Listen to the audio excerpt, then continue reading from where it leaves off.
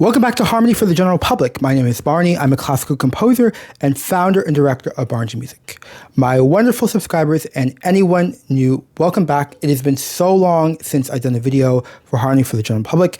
As you've probably seen, I've been really focused on YouTube Shorts, promoting my symphony, Help Us on the Way. I have to get this performed. I cannot rest until the symphony is performed. So for the time being, my focus is going there. But I have found some extra time this week to do a video, so I'm really excited. So we're going to talk about the most important relationship in all of music. And you probably intellectually know what I'm going to say. It's going to be tonic and dominant. You cannot talk about harmony unless you're going to be able to talk about tonic and dominant.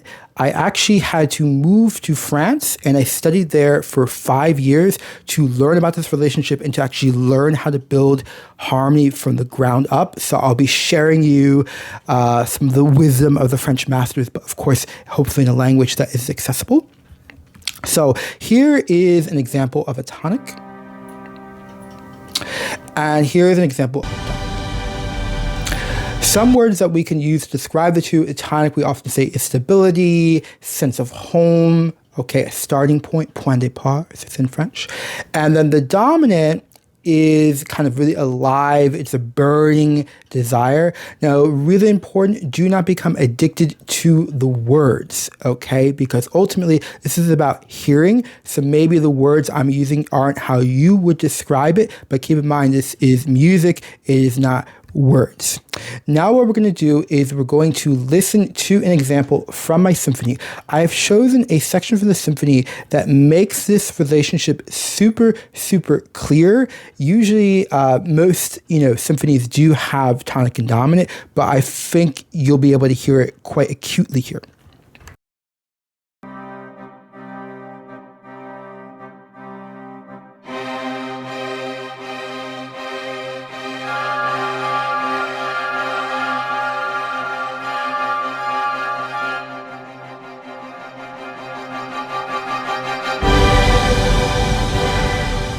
Okay, I love it. It's from the Stampede, and I think that's a suitable title, which is why I chose that title. So we start off on the tonic. Now let me play it as just a chord. How do we know it's a tonic? Okay, it's usually assumed. So when you start off a piece, right, that's kind of your home, right? If you're reading a book, right, for example, Salambo, it starts off in Carthage, okay, Carthage, which is modern day Tunisia. So you kind of assume that's your home. And let me play one more time, the chord. Okay, so that's our reference point. Now let's go on to the second phrase. Let me play the second phrase just as a chord. So yes, on the surface, it seems like there's a change. The chord you can see maybe feels taller. We have different instruments, but let's just compare the second chord to the first chord. Harmonically, there is no difference. And a quick note, if you're having trouble hearing what I'm talking about, do not worry. It's one of those things, it's going to take you, it might take 1,000 times of me saying it over and over again, and then one day you're listening to music somewhere else and you hear what I'm talking about. Okay, so don't feel bad, but it has to be pointed out, and it's the repetition that will start waking up a possibly fuzzy ear. So we have the second chord and we have the first chord. So you can hear, hopefully, that they are quite similar, even though the surface is changing. So the harmony is the same, it's still the tonic.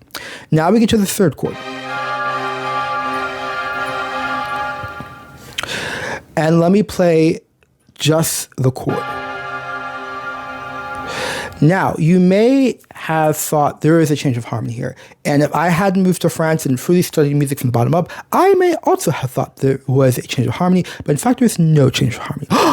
Let me explain. So let's listen to the top of the chord. So we have these crying woodwinds. And let's compare that top to the first chord. They're two different chords. Okay. However, let's listen to the third phrase, the full chord. Listen to just the bottom.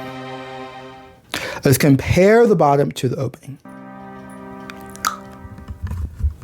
It's the same. It's the same. It's the same harmony. So here you have to think about, like, let's you have an ocean, you have these turbulent waves, but underneath the content is the same. As exactly the case right here. So we actually don't have a change of harmony. Let me play one more time this passage with just a chord. Can you hear that bottom compared to the opening? Okay, so we have something what we call a pedal. Okay, a pedal is a term in classical music, specifically in harmony, where the bottom isn't changing, but the top might be changing. So the harmony isn't really changing. Yes, it's more intense. And I actually have a brief story about this. Is I was doing étude de style in France, which means you're studying in a certain style. So it's like studying how to write in the style of Mozart, not for my own self, but so I can learn the vocabulary of the masters. And I was given like part of the music, the violin part, and I saw, okay, the notes are changing. So it's because the harmony is changing.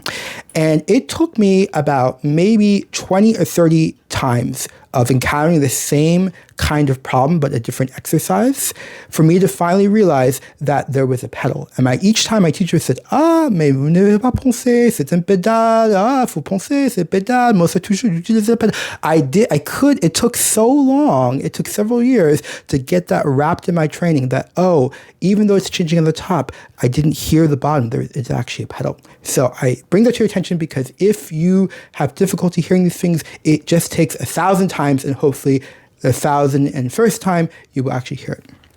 Now let's get to a true change of harmony.